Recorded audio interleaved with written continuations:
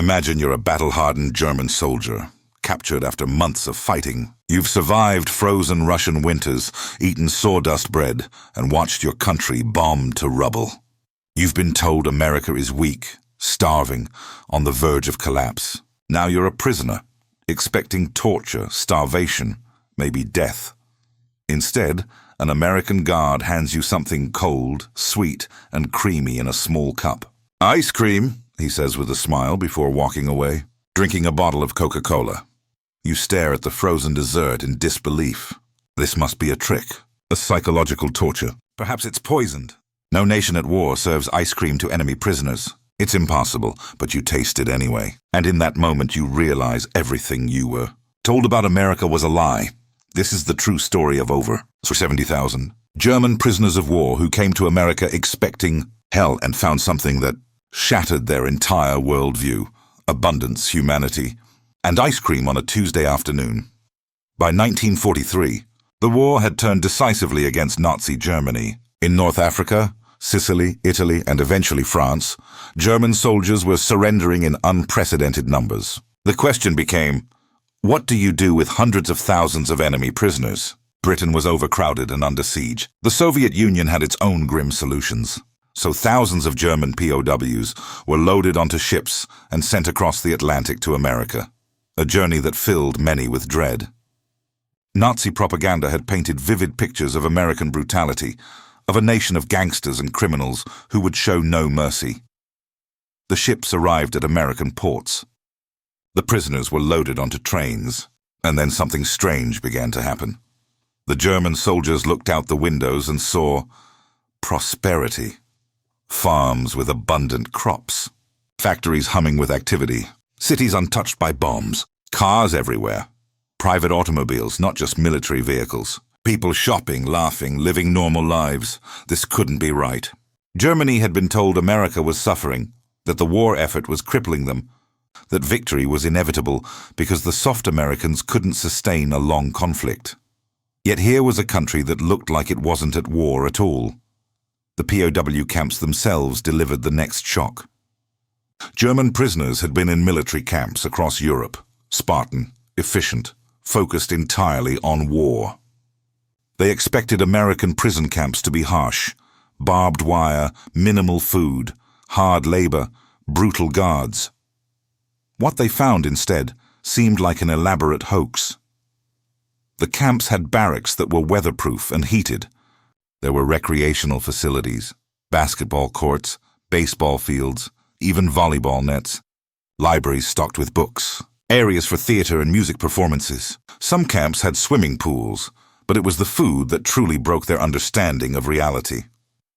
At their first meal, German POWs were served portions that exceeded what they'd eaten as soldiers in the Wehrmacht. White bread, real wheat bread, soft and fresh, not the dense, dark war bread made from sawdust and potato peels they'd endured in Germany. Real butter, fresh vegetables, meat that wasn't horse meat or mystery scraps. And then came the desserts. The first time ice cream was served, many German POWs simply refused to believe it was real food. Ice cream requires fresh milk, sugar, refrigeration, and most importantly, the luxury of wasting resources on something frivolous.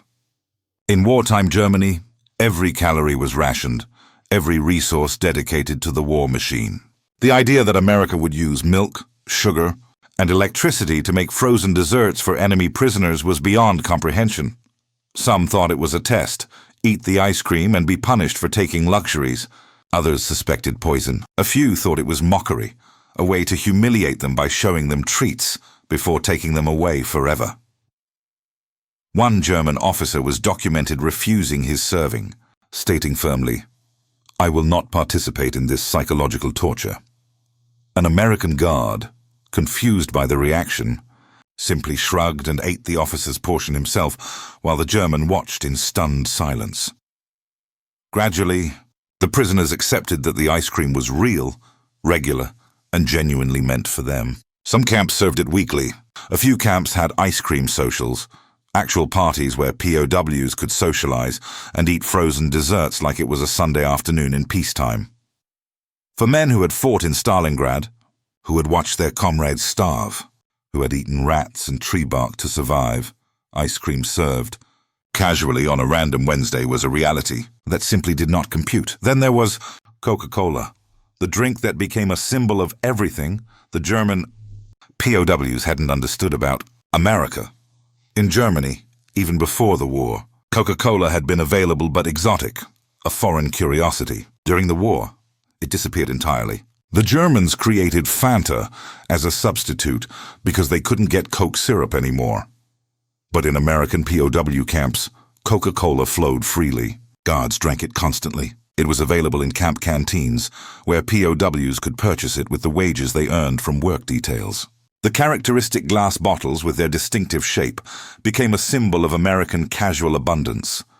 German prisoners would watch American guards finish a Coke and simply toss the bottle away. Not carefully save the glass for reuse. Not hoard the precious sugar water, just casually discard it and grab another. This careless abundance was almost offensive to men from a nation where every scrap was recycled, every resource hoarded. Some German POWs wrote letters home describing Coca-Cola, trying to explain this sweet, carbonated beverage that Americans drank like water. Censors allowed these letters through, knowing they served as powerful counter-propaganda. The letters often went unbelieved. Families in bombed-out German cities thought their captured sons were writing fantasy to cope with imprisonment.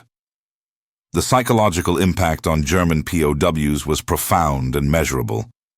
These men had been indoctrinated by years of Nazi propaganda that taught them several core truths. First, that Germany was culturally and racially superior to America, a mongrel nation of immigrants without true unity or strength. Second, that America was weak, decadent, and incapable of real sacrifice or military excellence. Third, that the American home front was suffering terribly, that their war production was propaganda, that Germany would inevitably win through superior will and organization. Every single one of these beliefs shattered in American POW camps. German prisoners saw American guards, often farm boys from Iowa or factory workers from Detroit, who were relaxed, well-fed and casual about the war in a way that suggested supreme confidence. These weren't desperate soldiers clinging to survival. They acted like men who knew they were winning and were just putting in their time. The camps themselves demonstrated organizational capability that matched or exceeded German efficiency. Supplies arrived on schedule, systems worked, and unlike the rigid, harsh discipline of German military culture, American camps ran with a strange combination of order and informality that somehow worked. POWs on work details. Many were sent to farms to help with labor shortages, saw American agricultural abundance firsthand, fields stretching to horizons, mechanized farming with tractors everywhere, harvests so large that some crops weren't even fully collected. Meanwhile, Germany was starving. POW letters home became a significant problem for Nazi propagandists. German families receiving letters from American camps read descriptions that contradicted everything they'd been told. We eat better than we did in the army. The Americans have so much food, they feed it to prisoners. I've gained weight since being captured. They treat us like human beings, not animals. The Nazi regime tried to suppress these letters or claim they were forged. But there were too many, from too many different camps, all saying similar things. Some German families began to quietly question what else they'd been lied to about. When the war ended and German POWs began returning home, they came back changed. Many became advocates for democracy and German-American friendship. They had seen firsthand that the Nazi ideology was built on lies. The ice cream POWs, as some historians nicknamed them, helped rebuild German society with a different perspective. They'd seen that prosperity didn't require conquest, that efficiency didn't require brutality, and that a democratic, multicultural society could not only function but thrive. Some liked America so much they eventually emigrated, returning to the country that had imprisoned them, but also fed them ice cream and treated them with dignity. The story of German POWs and American ice cream isn't really about dessert. It's about the power of abundance, the impact of humane treatment, and the effectiveness of demonstrating values rather than just proclaiming them. America didn't torture confessions from German prisoners. Didn't need to. The ice cream and Coca-Cola did more to discredit Nazi ideology than any interrogation could have. By simply being themselves, prosperous, casual, and decent, Americans showed German soldiers that everything they'd fought for was based on lies. One former POW summed it up years later. "We came to America as convinced Nazis. We left as convinced the Nazis had been wrong about everything. The ice cream was good, but the kindness was what really defeated us."